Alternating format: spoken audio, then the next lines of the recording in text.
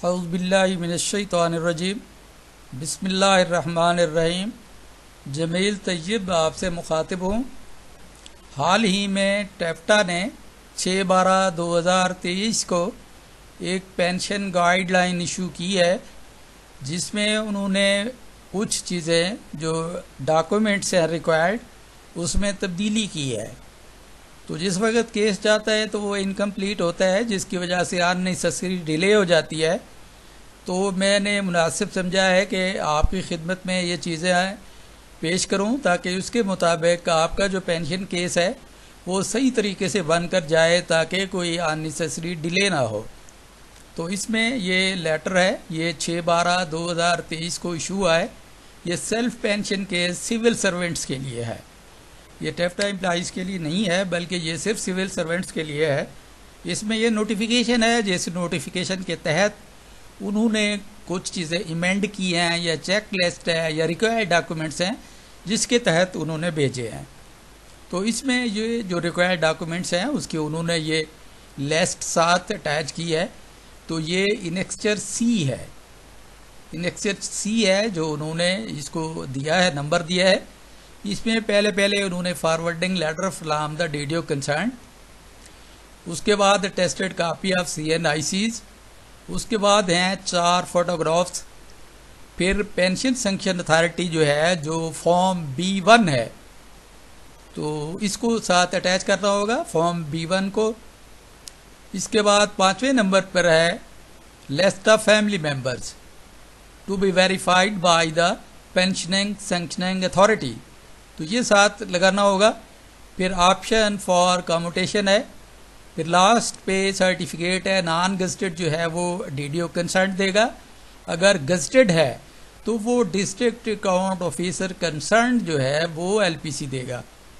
इसी तरीके से ये सर्विस स्टेटमेंट है। ये सर्विस स्टेटमेंट इसको आप ट्रांसफ़र प्रोफाइल भी कह सकते हैं। तो इसमें आपने स्टार्ट टू एंड हर चीज़ इसमें सर्विस स्टेटमेंट पे आपने मेंशन करनी होती है। जहाँ जहाँ भी आप रहे हैं यानी ट्रांसफ़र प्रोफाइल वो भी इसका हिस्सा ही होती है। अच्छा, ये बात जो है ये जो गजटेड है उनकी ये डिस्ट्रिक्ट अकाउंट ऑफिसर वो इशू करेगा, बाकी जो है उनकी जो DTO कंसर्न है वो इशू करेंगे। और जो नॉन गजटेड एम्प्लॉइज है उनके लिए ओरिजिनल सर्विस बुक भी साथ जाएगी, जो नॉन गजटेड है। गजटेड के लिए तो सर्विस बुक की ज़रूरत नहीं है। आगे है बैंक ऑप्शन फॉर्म, ये इसको वेरीफाई करना है कंसर्न्ड बैंक ने। इसका एक फॉर्मेट है, उस फॉर्मेट पे आपने इसको फिल करने के बाद जो बैंक है आपका, जहाँ पे आपका अकाउंट है, जहाँ पे आपकी पेंशन जमा होनी है, तो उस अकाउंट को बैंक ने वेरीफाई करना होगा।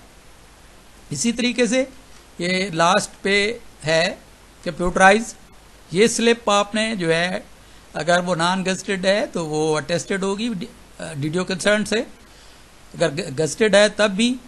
उसके बाद आपने ऑर्डर ऑफ रिटायरमेंट, जो ऑर्डर हैं रिटायरमेंट के वो साथ लगाने हैं। ये ओरिजिनल होंगे, oblique attested copy bye DTO concern. अगर ओरिजिनल नहीं है तो DTO कंसर्न की इस पे साथ अटेस्टेशन भी होगी।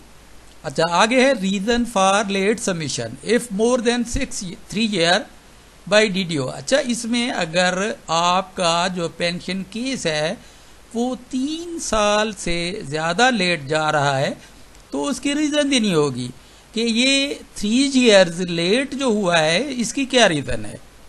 ये तो वो लिस्ट थी जो इस नोटिफिकेशन में या जो नया लेटर इशू किया है SOP या रिक्वायर्ड डॉक्यूमेंट्स टेफ्टा ने, इसके साथ अगर वो ऐसा आपका डिस्ट्रिक्ट है जो कंप्यूटराइज नहीं है, वो कंप्यूटराइज अगर नहीं है तो उसके साथ पेन 6 और पेन 3 भी साथ लगाना होगा। इसी तरीके से मैं थोड़ा सा ऐड करूंगा इसमें, जो मुझे कुछ चीज़ें कमी महसूस हो रही हैं। उसमें एक एप्लीकेशन है जो for the grant of pension आपको देना होगी, फिर एक डिक्लेरेशन सर्टिफिकेट है जो जहाँ पे मेंशन नहीं है उसकी भी ज़रूरत होगी, फिर डिफरेंट सर्टिफिकेट्स हैं। तो नो ऑडिट पैरा है, नो इंक्वायरी है, नो पनिशमेंट है, नो एकोमोडेशन है, ये भी जो सारे के सारे सर्टिफिकेट्स हैं। नो डिमांड सर्टिफिकेट है, ये सारी चीज़ें चाहिए होंगी।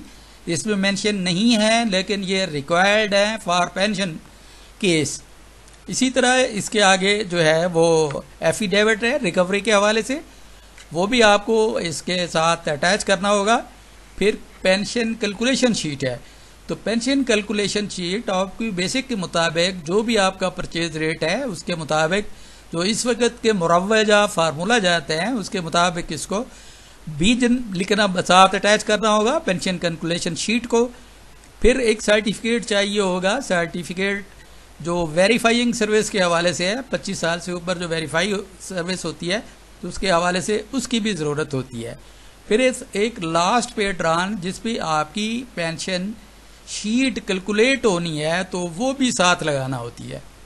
इसी तरीके से जो FBR है फेडरल बोर्ड ऑफ मैनेजमेंट, उसकी तरफ से भी क्लियरेंस सर्टिफिकेट जो गजेटेड ऑफिसर्स हैं उनके लिए पेंशन केस के साथ लगानी होगी।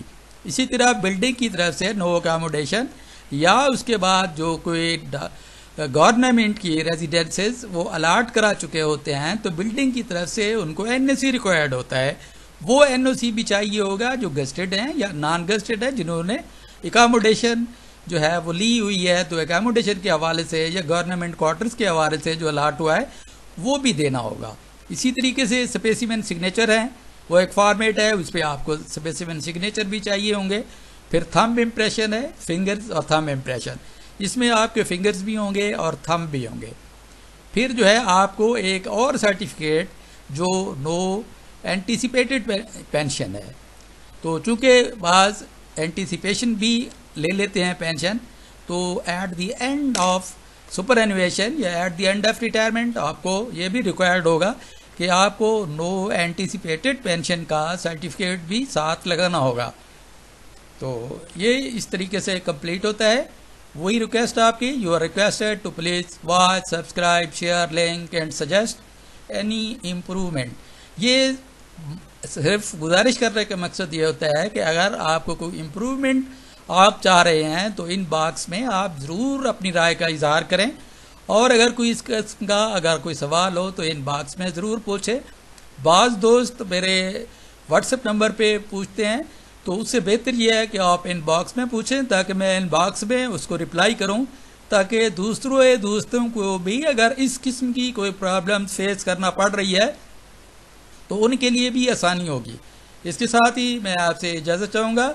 अपना ख्याल रखिएगा। अल्लाह हाफ़िज़। अस्सलाम वालेकुम व रहमतुल्लाह व बरकातुहू।